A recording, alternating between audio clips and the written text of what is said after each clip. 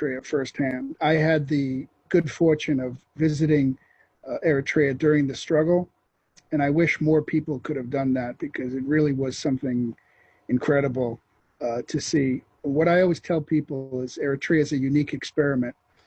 And even before independence, the institutions and the attitudes that characterize Eritrea today and that we are discussing were being built over many years. I think also there was a conscious effort not to make the same mistakes that other African countries were making. So I think in the beginning of Eritrean independence, maybe there was a certain caution, a certain isolation. But because Eritrea was so different, I think it was misunderstood and still is misunderstood. There are some things, like Carol said, there's some things that maybe we would like to see differently. Nobody's perfect. There's things in the United States we'd like to see done differently. But certain things in Eritrea are factual. First, the progress that's been made in so many areas, the incredible progress in health, in education, in development. And in the beginning, Carol talked about the negative narrative. In the beginning of independence, there was actually a lot of positive press. You know, some people might be too young to remember it, or maybe they forgot it, but there was a whole series of incredible articles and reports about Eritrea. I actually have a whole file. I call it Eritrea's Greatest Hits.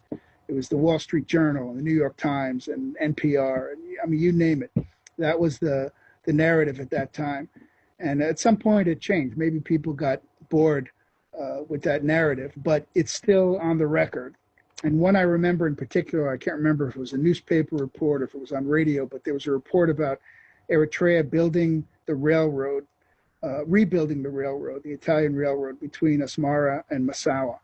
And I remember the reporter was amazed because as he recounted it and was interviewing some of the old workers that had worked on the Italian railroad and were brought back to build the new railroad, there were bids that were made, and Eritrea sought the advice and the ideas of a lot of outside groups and companies, and a lot of them were very expensive. And as the reporter said it, I wish I had it in front of me, but it was something like, "No thanks, we'll do it ourselves." And that's what they did, and they ended up rebuilding that railroad. And this is something that, of course, is repeated over and over again. There's so many similar examples, but I think this is what Eritrea is all about. But what I always tell people when the subject comes up is that you can't deny certain facts.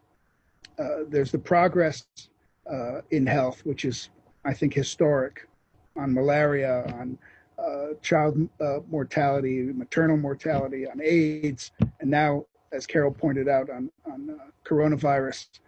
But also, there's a bottom line here. People don't kill each other in Eritrea over religion. People don't kill each other over ethnicity.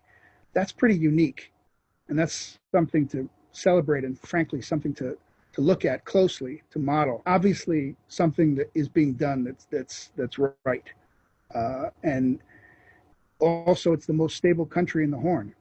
You know, all those years, the knock was that Eritrea is unstable and that it's causing instability in the neighborhood. Well, it's the exact opposite. Now Eritrea is the anchor of stability in the Horn of Africa.